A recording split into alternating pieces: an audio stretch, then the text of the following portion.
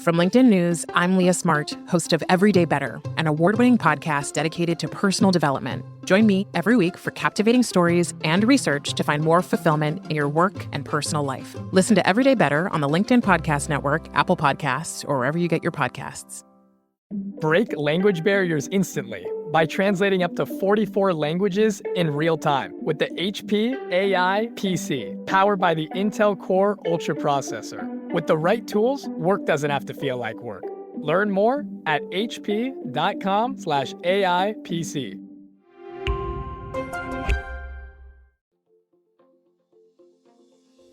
Hello, my fellow negotiators.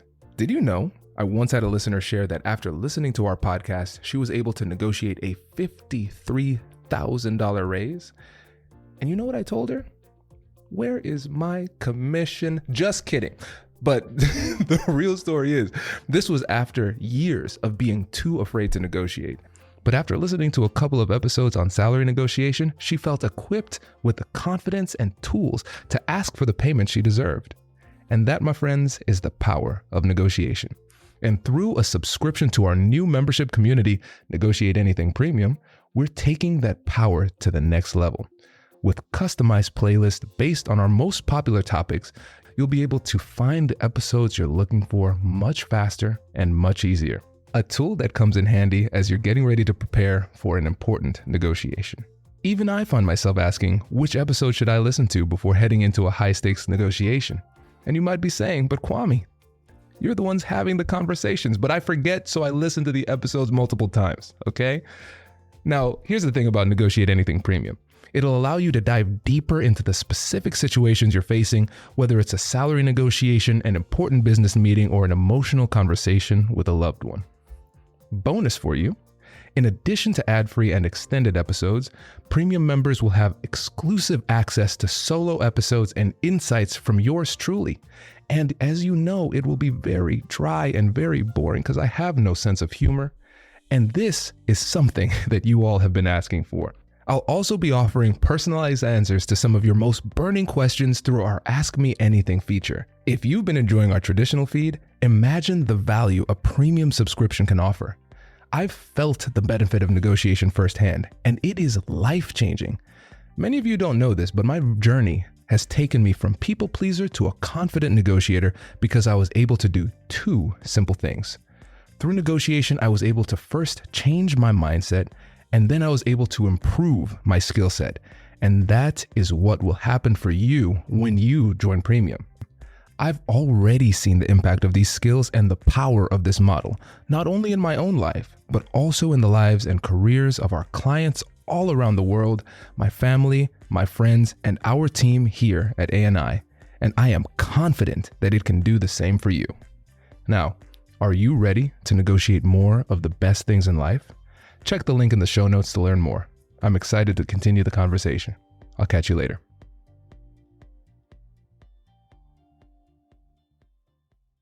Pete, thanks for joining us today.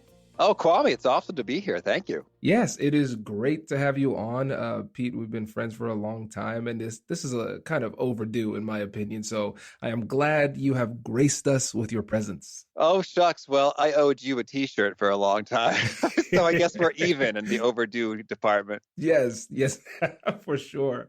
Well, cool. How about we start off by telling the listeners a little bit about yourself and what you do? Oh, sure thing. Well, I have a education and research organization. And so I do coaching and keynotes and workshops in the universe of helping professionals operate better. So, if you have a knowledge work type job and you got to do a lot of thinking and figuring stuff out and communicating with colleagues about it, then I can help you do that better. So to that end, I've got one-on-one coaching and workshops and my podcast called How to Be Awesome at Your Job, all geared towards those dimensions. Fantastic. And you just kind of glossed over the fact that you have a podcast. For the listeners, Pete is a very humble man.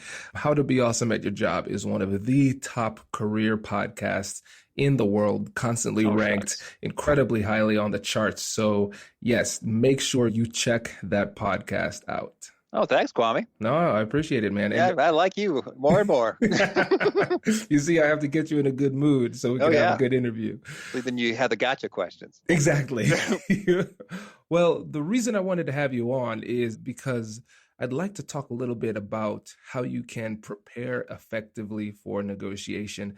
And we're going to talk about 3 areas where you can focus your preparation. So, how about you tell us a little bit about preparation, why it's important, and then we can jump into those 3 areas. Oh, sure thing. Well, I think we probably all heard that preparation is important, but it doesn't sound as cool or sexy as these, ninja negotiation tactics like look in their eye this way and then use this magical phrase, and you'll have some Jedi mind control powers, at your disposal. Well, one, those tactics are just about always not quite true. I mean, we could talk about the Bob Cialdini weapons of influence, which are awesome. But I think a lot of it really boils down to whether you're getting a great deal or that you feel awesome about or not so much.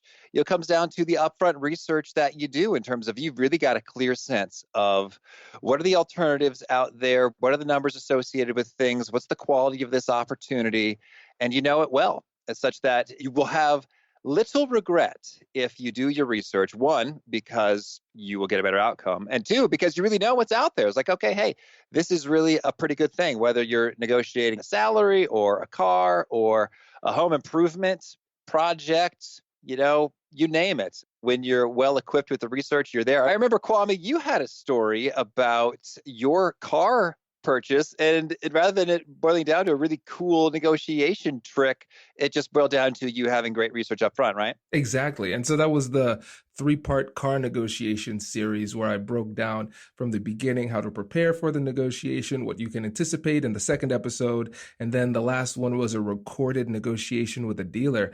And I almost didn't air it because the conversation was so easy because the preparation did all the work. So yeah, I definitely am a proponent of that style of preparation thoroughly. And I would be remiss if I didn't let the listeners know or remind them about the free negotiation guide that they can get.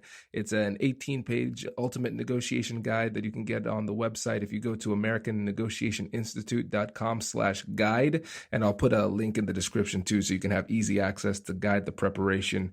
So yeah, we are definitely on the same page, Pete, because preparation is the hidden secret to negotiation, even if it is not the coolest part of it. So I've got to chime in if I may with go ahead. With a car and negotiation research story.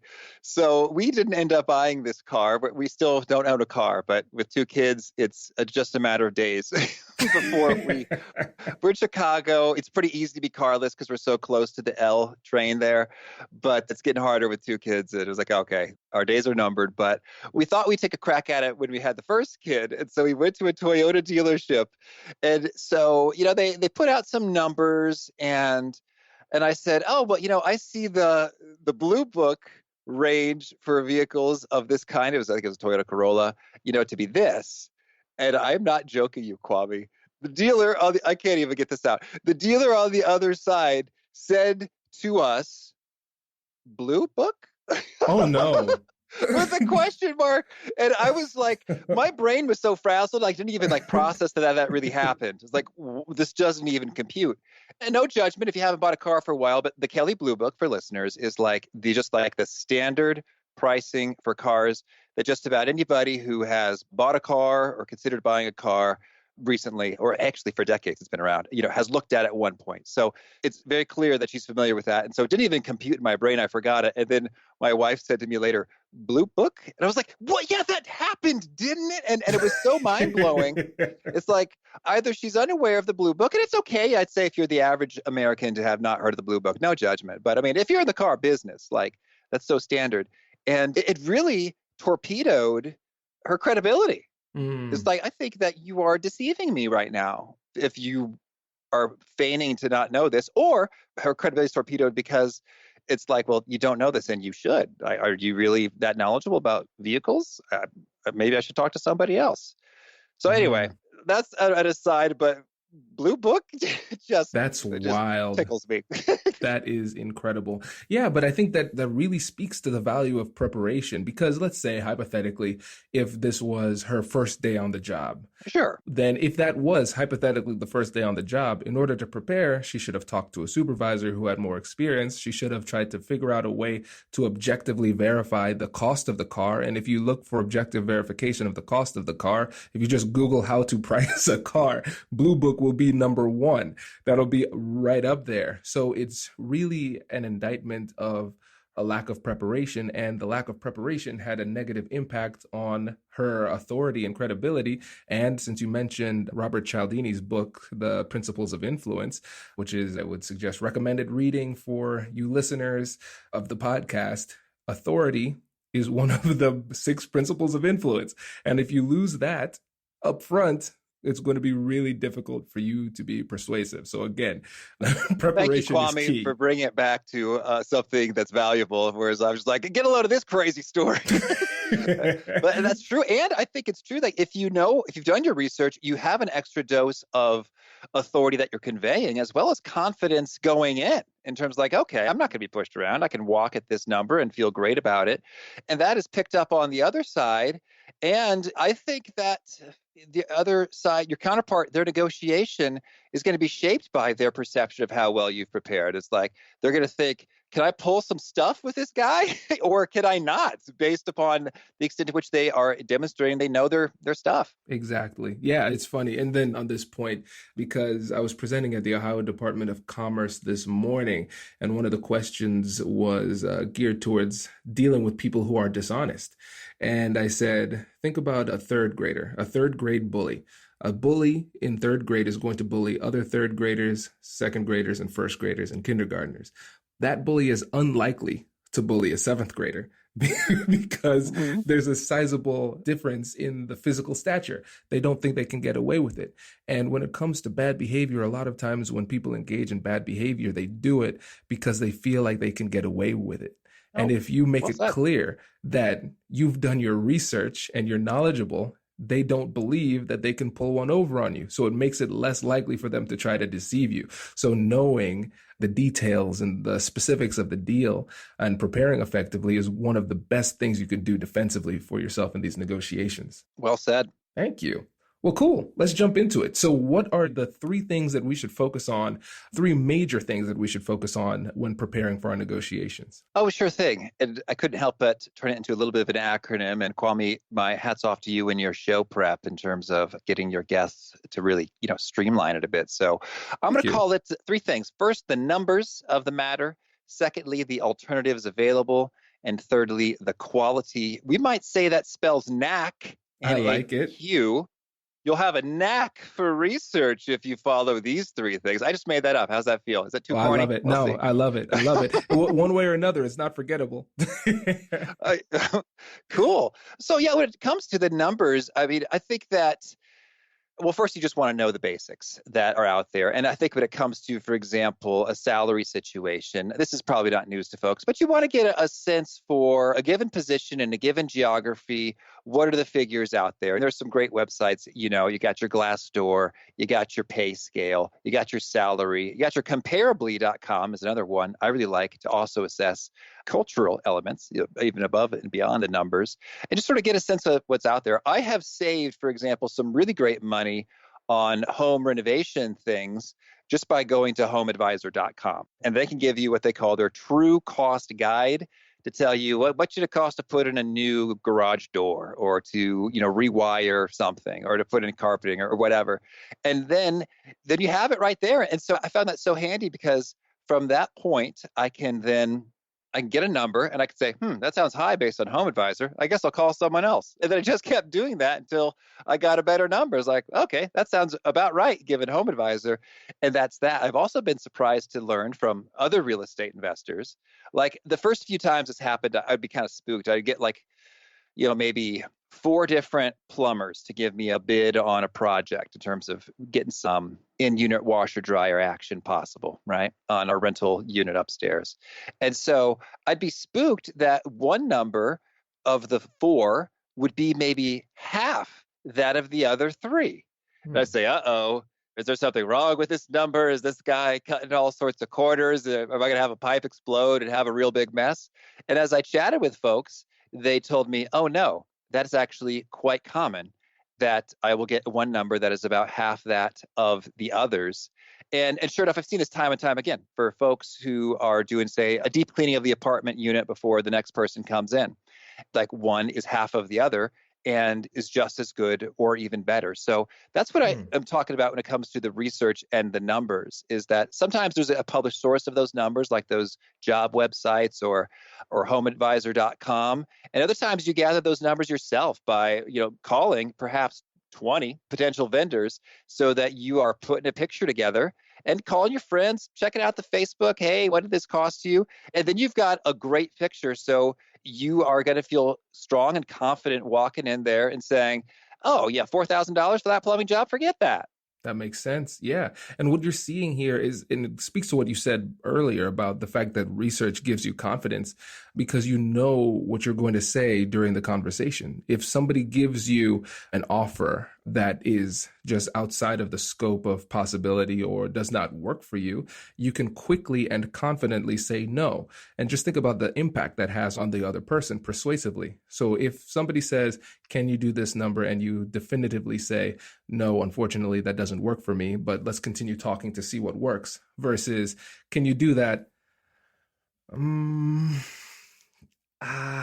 You know what? I don't think that'll work. Oh, okay. So when I hear that, that's like there's blood in the water now. So I'm going to laser in on that and keep on pushing, because by your response, I know it's in the realm of possibility. So it's going to take me a lot more to get off that position, because of the lack of confidence you had, I believe it's possible. Absolutely. That's well said in terms of the confidence you're conveying there. Now, things I think get a little bit trickier when it's not just a number, right? Let's say one plumber is going to throw in some extra stuff, like, oh, let's also put a whole home water filtration system, in there. It's like, oh, okay, well now it's not perfectly apples to apples. Or it's like, oh, well, one garage door company had a nicer garage door that's in there. And so I think when those things get into the picture, I just recommend that to the extent that's possible, try to quantify the unquantifiable. And so you would say, okay, so if it's a nicer garage door, what does that really mean for me? Does it mean it will last more years before it has to be replaced? Okay, well, then I could just sort of factor that in terms of dollars over my lifetime of having garage doors. I'm going to save this many dollars because it's a higher quality door. Okay, cool. Or a lot of times I think it's about time savings in terms of like, okay, so if it's higher quality, that means I'm not going to have to go out and fiddle with the thing, for 15 minutes, once a month to, I don't know, reset a filter or clean out the junky something, I don't know, in the home renovation world. So you can see, okay, well, what money am I earning? And I do recommend folks just know their number in terms of wealth generated per hour invested in your job or your business initiatives, so that you could say, okay, well, hey, my time is worth $50 an hour. If I am saving this time fiddling with this thing over this many years, that's, hey, 10 hours, $50 an hour, $500. Oh, for only $200 extra of investment for the higher quality thing. Well, cool. I'm going to go ahead and feel great about that, because the higher quality saved me $500 worth of time for just $200 worth of extra investment. That's a good deal. So I think that's the other part of the number research, is going after quantifying the tricky spot, because sometimes you may be surprised that it's totally worth it to spend just a little bit extra, or it's totally not, because the more quality doesn't really mean much for your life. Like, your garage is not a showroom. It doesn't need to be crazy fancy, so I don't care about the quality door in certain contexts. I was at a keynote the other day, and a listener walked up to me and said, "Hey, Kwame, my favorite part of the show, it's the ads." He was the only person who said that, though. If you don't like ads, maybe you should consider joining Negotiate Anything Premium, where you can access insights from your favorite negotiation experts with ad-free listener and extended episodes. Bonus, you'll also get access to exclusive solo episodes and personalized advice from yours truly. If you've been looking for an easy and affordable way to level up your skills and negotiate more of the best things in life, join our premium community. Click the link in the show notes to learn more. And now, enjoy this commercial. And so for that gentleman who told me he enjoys the commercial, this one's for you. Introducing the HP AI PC, your powerful AI assistant. Easily search through personal files, gain valuable insights, and make smarter, more informed business decisions. Unlock the future of work today with the HP AI PC, powered by the Intel Core Ultra processor. With the right tools, work doesn't have to feel like work. Learn more at hp.com/AIPC.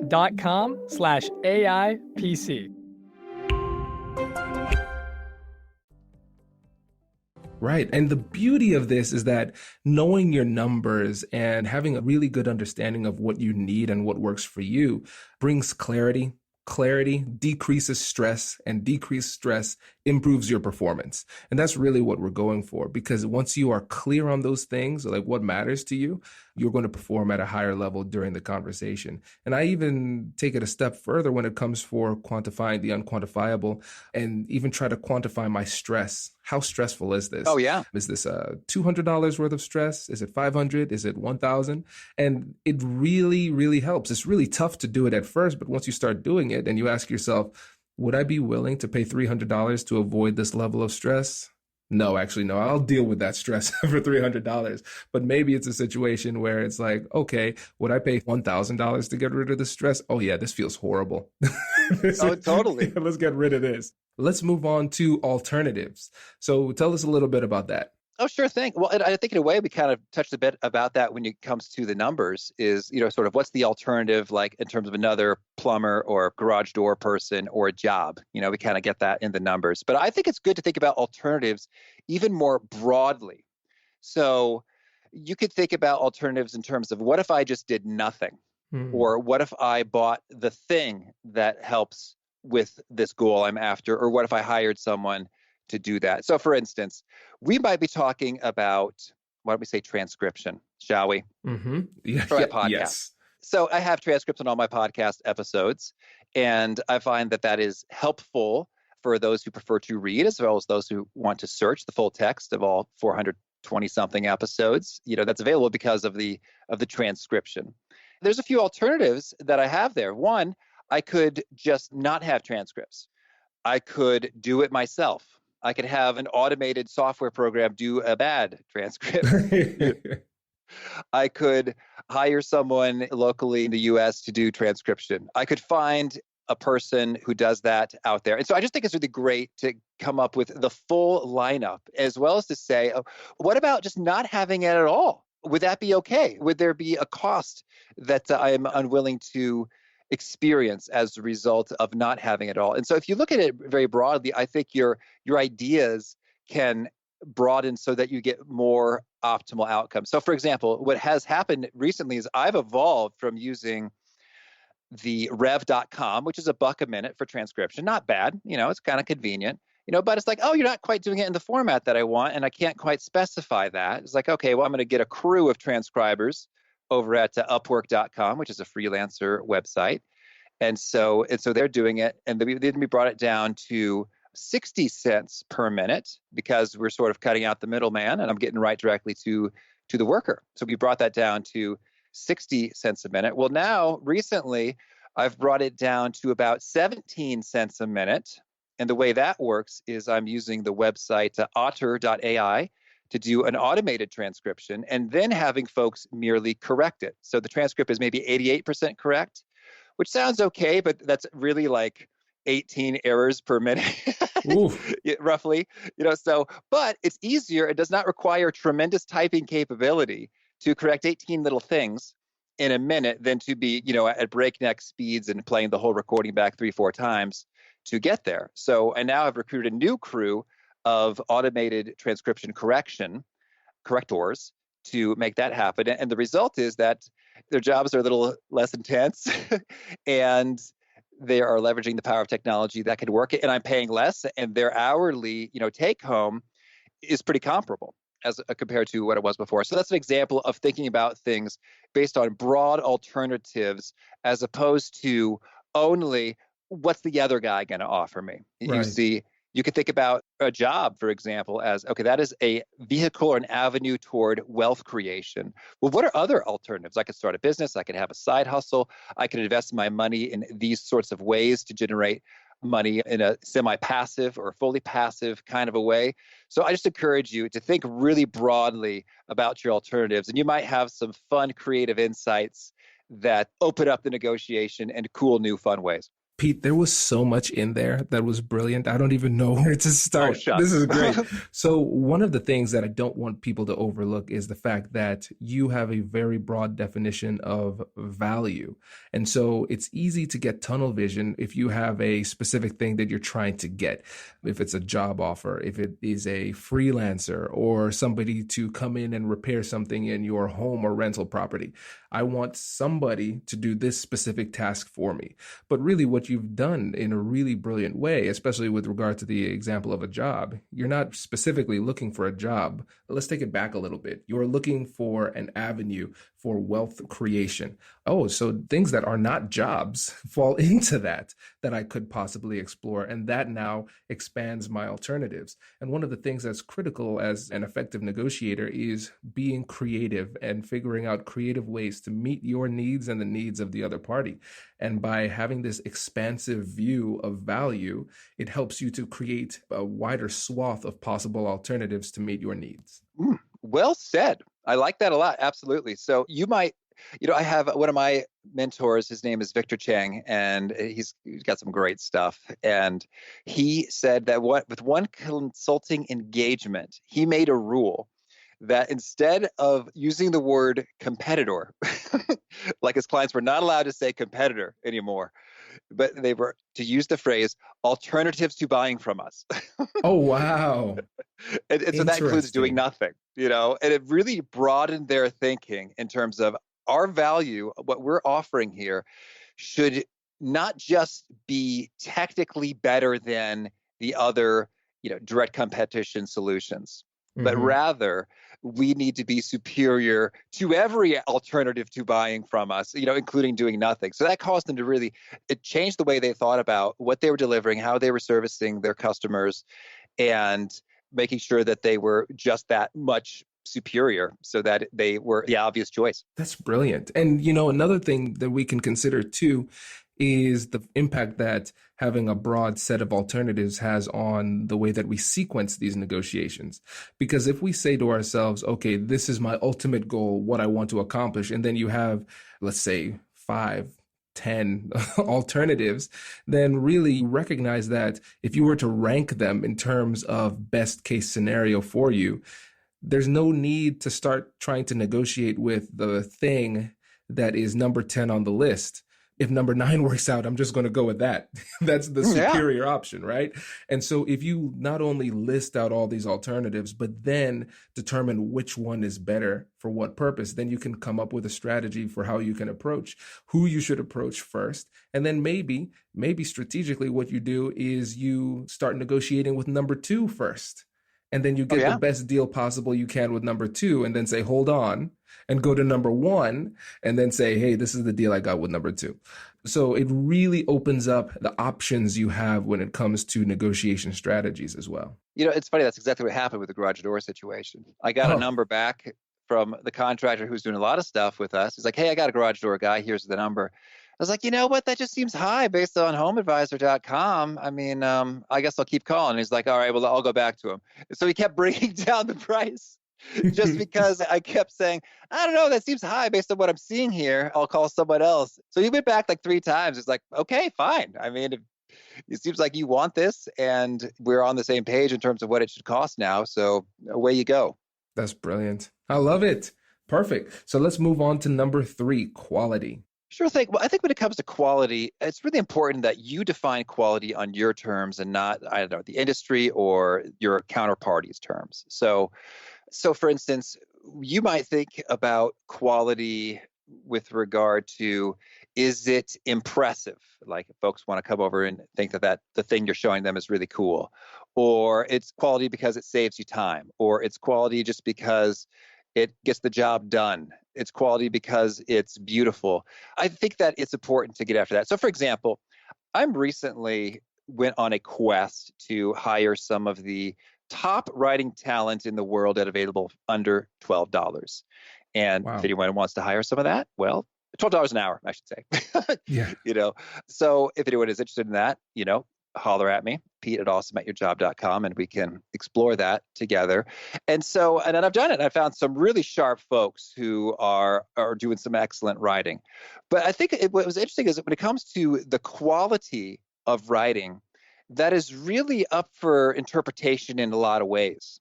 In terms of what's good to one person may not seem like it's good to another. I'm sure there's spelling and there's grammar issues that we can all agree upon.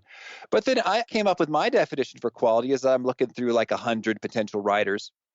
And it really boils down to how little do I have to correct, update, edit that writing such that it is good and done and ready to publish.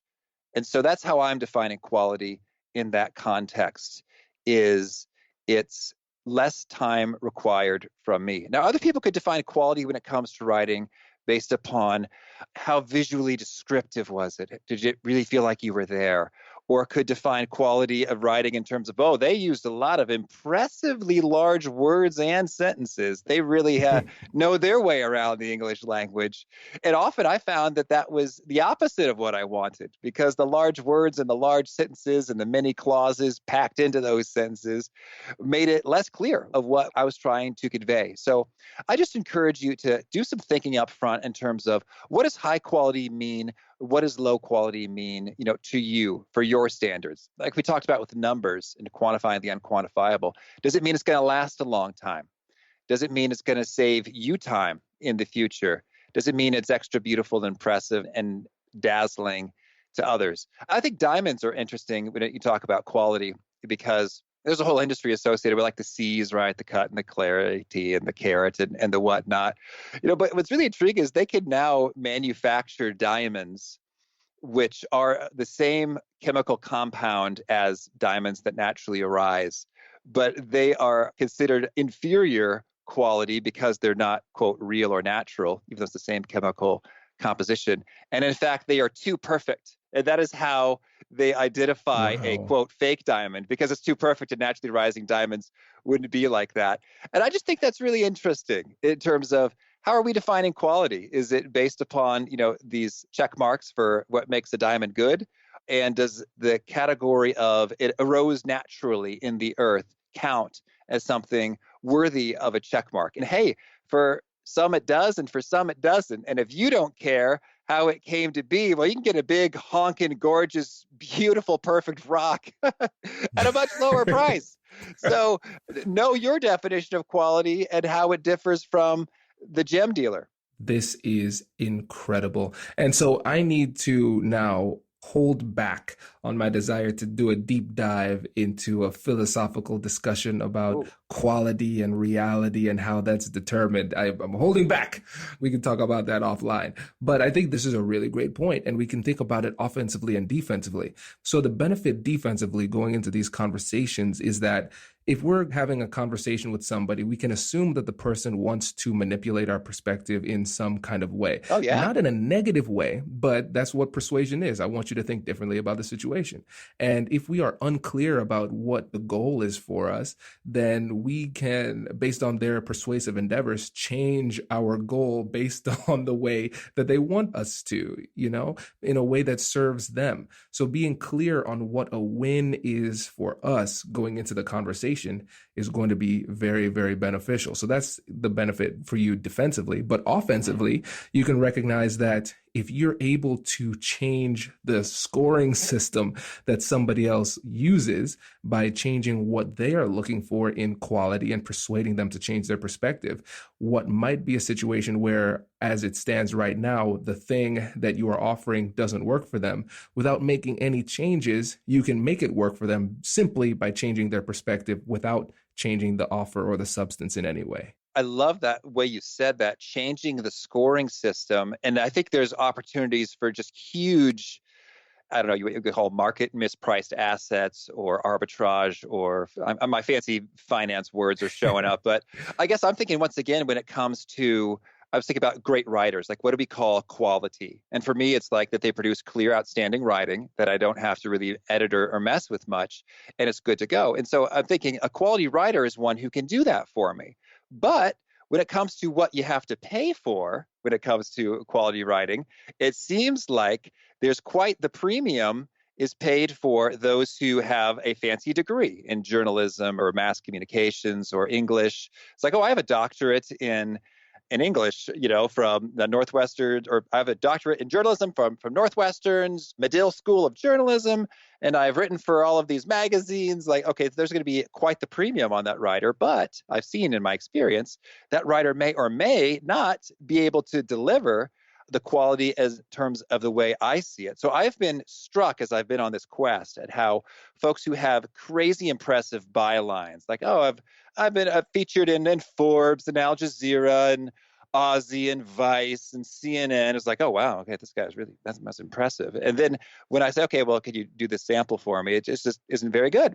And others, have maybe less experience. And the person I did hire had fewer years of experience, but just exceptional clarity and quality of writing. And so there you have it. There's an opportunity there, because the person with all the amazing bylines and the years of experience and the doctorate, wants a lot more money than the person with, just a couple of years experience, even though that person's writing is higher quality by my scoring system. Brilliant. I think that's a perfect example, because the other scoring system would be, hey, pay the person a lot of money who has a lot of fancy degrees, and that just doesn't serve you. But since you were clear about that from the get-go, you're in a position to navigate the conversation with confidence, and you won't be distracted by the shiny objects that they put in your way. Oh, yes. And although now you talk about philosophy, this gets me thinking there could be a different context in which that scoring system really, really works. And like, maybe I'm trying to open up a shop in which I am